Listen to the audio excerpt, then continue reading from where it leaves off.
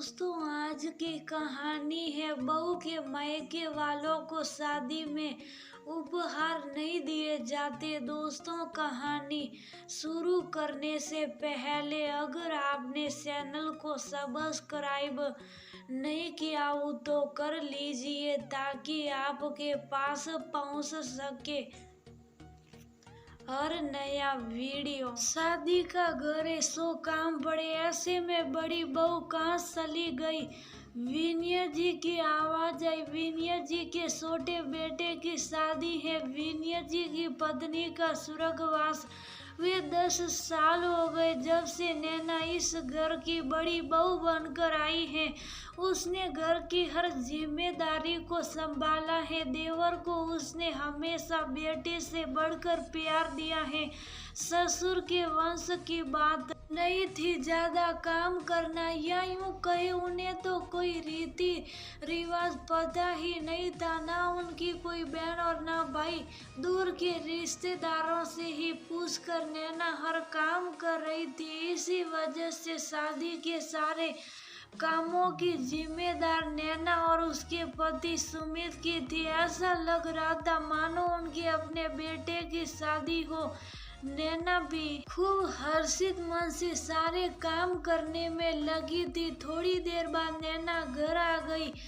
कहाँ थी तुम इतनी देर से? शादी का घरे सो काम पड़े और तुम्हें बाजार में घूमने की लगी है। पापा जी, शादी ब्याह के घर में तो बाजार के काम लगे ही रहते हैं, लेकिन तुमने तो सारी शॉपिंग कर ली थी।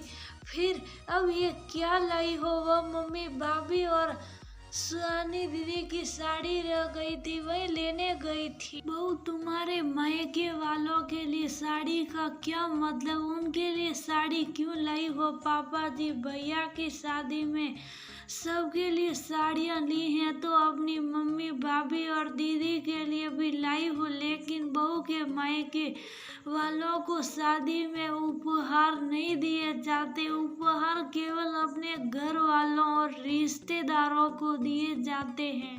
तो उनसे शगुन भी क्यों? अगर वह मेहमान है तो वह शगुन भी मेहमान की तरह ही देंगे।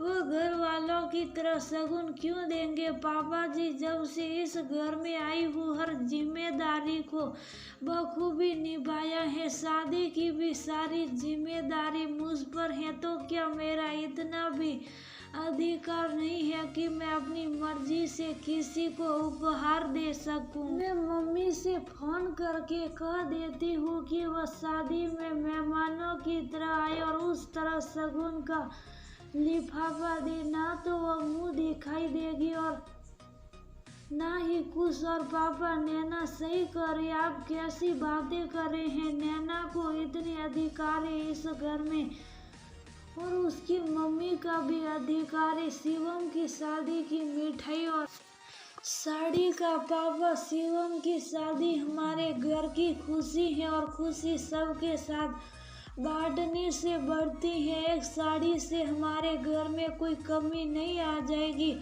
लेकिन उनको कितनी खुशी होगी कि हमने उनका मान सम्मान किया।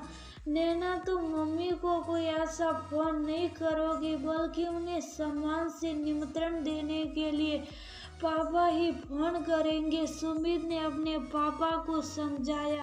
बेटे की बात सुनकर विनय जी चुप हो गए। समझ गए कि अब घर की जिम्मेदारी बहू बेटा संभाल रहे हैं तो उन्हें अधिकार भी देने पड़ेंगे। नैना घर के काम देखने अंदर चली गई और सुमित अपने पापा से अपने ससुराल में फोन कराने के लिए उनके कमरे में चला गया।